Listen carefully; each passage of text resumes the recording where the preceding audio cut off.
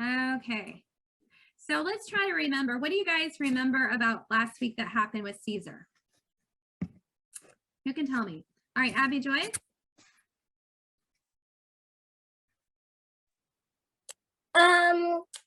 Caesar was playing and he got captured by pirates.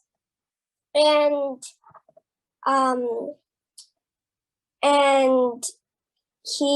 when he got mad at the pirates, he would say, "I will hang you." And finally, when he was able to get free, he chased after the pirates and he hung them. But they thought he was just joking, but he actually did. Good. Okay, Grace.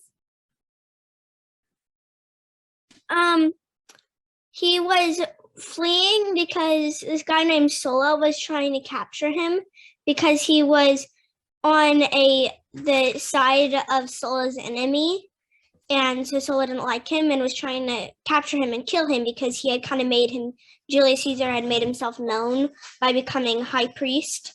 Good. And so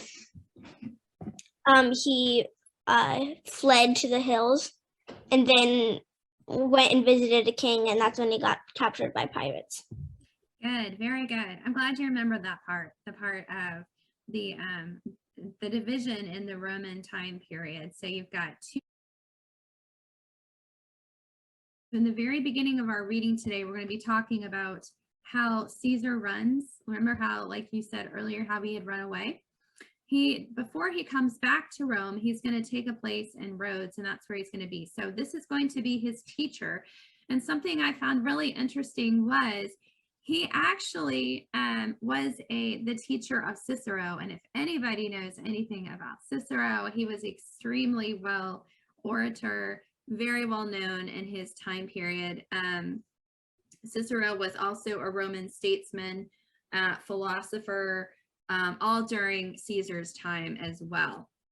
And his brother actually was the soldier. He was more of a soldier. So you will read a lot about him when you get into high school.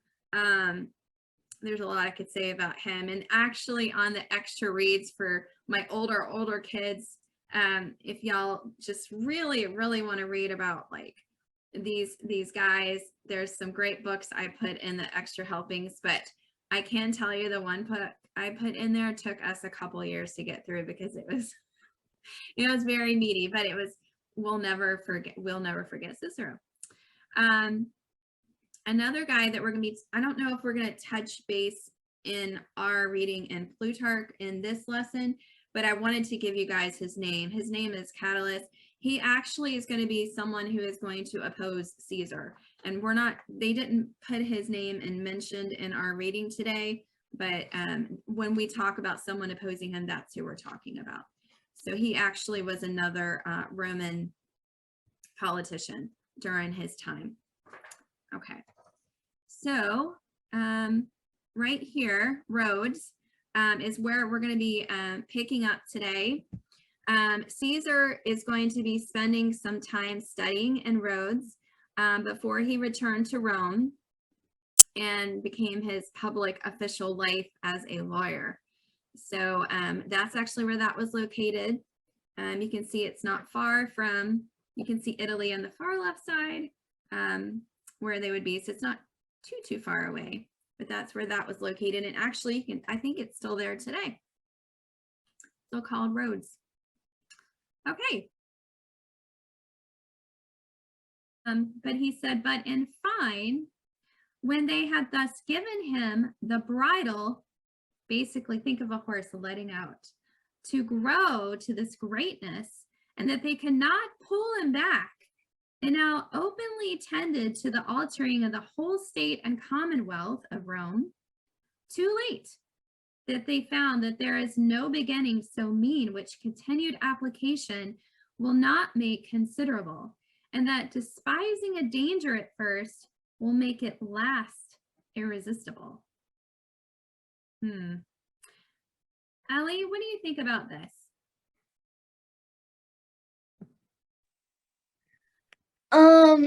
Well, I think it's like they're saying like they kind of like let him out and like let him grow, and now they like can't like let him get richer, and now they can't like pull him back, and so it's bad for them because he's making Rome different and like getting everybody to like him, I think. Good. Anybody else have any thoughts on that? Okay, Abby Joy. I think it's like they were ignoring the problem of Caesar getting richer and richer because they thought, oh, it's just a little something. He'll lose his money soon. But when they ignored the problem, it got greater and greater until finally they couldn't pull him back. So, yeah. Yeah. And persuaded him through the goodwill of the people that he should be better than all of them and be first man in the Commonwealth. Okay, Timothy, can you tell me this section?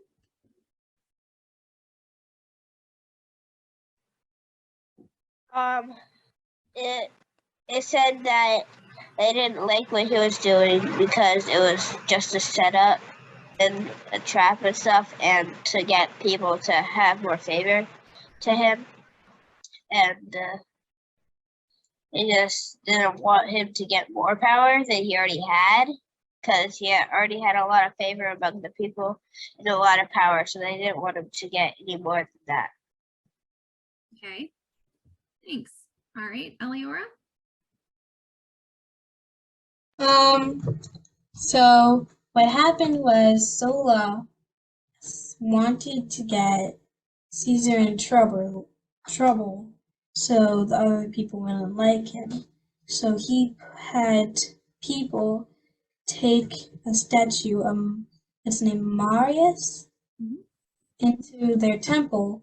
So it seemed like he was doing something bad by making it look like that Marius was one of their gods by putting it in the temple.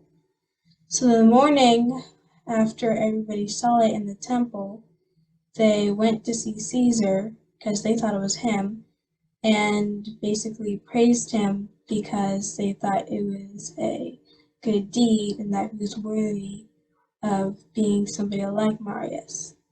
So they decided that he should be in an even higher position. So it really backfired on Sulla. Okay. All right, Hazel. Everybody find their century charts.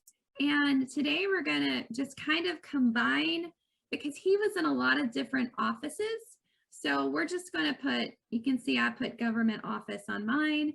You can put whatever you guys want, but we're just going to try to remember he's holding different offices in the Roman government. So y'all can see my, I think it's 72 is where I put that. So you guys can go ahead and put that in your century charts. You can make it whatever you guys want. Good. Okay. Yes. And can you give me an example of courage? Where did you see that? Putting up statues about the pirates. Good.